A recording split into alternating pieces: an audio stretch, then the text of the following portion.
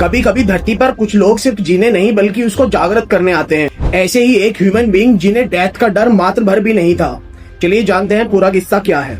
5 जनवरी 1893 उत्तर प्रदेश के गोरखपुर में नागपुर रेलवे में काम करने वाले उच्च अधिकारी भगवती चरण घोष की पत्नी ज्ञान प्रभा देवी को एक बालक का जन्म होता है जिसका नाम मुकुंद रखा गया। कहते हैं कि जन्म के समय ही कमरे में एक दिव्य सुगंध फैल गई थी। बचपन से ही मुकुंद हर चीज में ईश्वर को देखने की कोशिश करता था। अपने दोस्तों से भी वो यही पूछता कि क्या तुम भगवान को देखना चाहते हो। मुकुंद का बस एक ही सपना था कि भगवान का प्रत्यक्ष दर्शन करना। इस बच्चे के जीवन का सबसे बड़ा टर्निंग पॉइंट तब आया जब वह एक दिन किशोर अवस्था में अपने दोस्तों के साथ वाराणसी की गलियों में घूम रहा था। तब अचानक उसका मन जैसे किसी अदृश्य शक्ति ने खींच लिया। मुकुंद सीधा लहबोल इलाके की एक गली में चला गया और सामने खड़े थे स्वामी श्री मुक्तेश्वर गिरी। मुकुंद उनसे बोला, गुरुदेव आखिर आपने मुझे ढूंढ ही लिया। युक्तेश्वर गिरी मुस्कुराए और बोले, हाँ मुकुंद, तुम्हारा कई जन्मों से इंतजार था। वही मोमेंट था जब गुरु और शिष्य का कई जन्मों के बाद फिर से मिलना हुआ था। युक्तेश्वर गिरी ने उस बच्चे का नाम योगानंद रखा और आगे जाकर वही बच्चा परमहंस योगानंद के नाम से जाना गया। गुरु के सानिध्य में ही उन्हें क्रिया योग के बारे में जानने को मिला।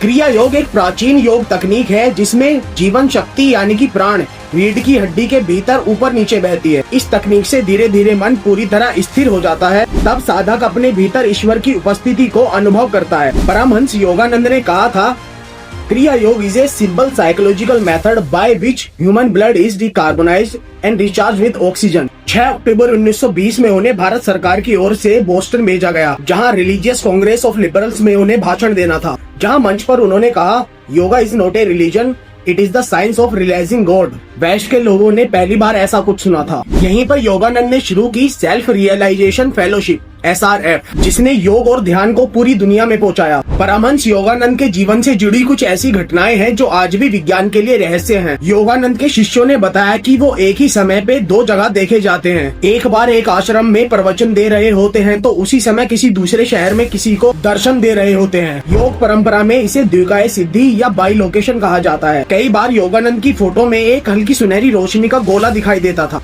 जैसे किसी ऊर्जा का प्रकाश कैमरे में कैद हो गया हो। 7 मार्च 1952 लॉस एंजलिस में एक भाषण के दौरान उन्होंने भारत शब्द कहा और अपना सर झुकाते हुए महासमाधि ले ली। कितना अद्भुत है, बिना किसी डर और दर्द के अपनी मर्जी से अपना शरीर छोड़ देना। महासमाधि के 20 दिन बाद तक उनका शरीर ऐसा का ऐसा ही रहा, ना ही कोई सड़न ना ही कोई गंध। यह घटना फॉरेस्ट लॉन मोर्टरी की रिपोर्ट में ऑफिशियली दर्ज है। 1946 में योगानंद ने एक किताब भी लिखी थी, autography of A Yogi. Steve jobs से लेकर बीटल्स तक कई महान लोगों के जीवन को इस किताब ने दिशा दी।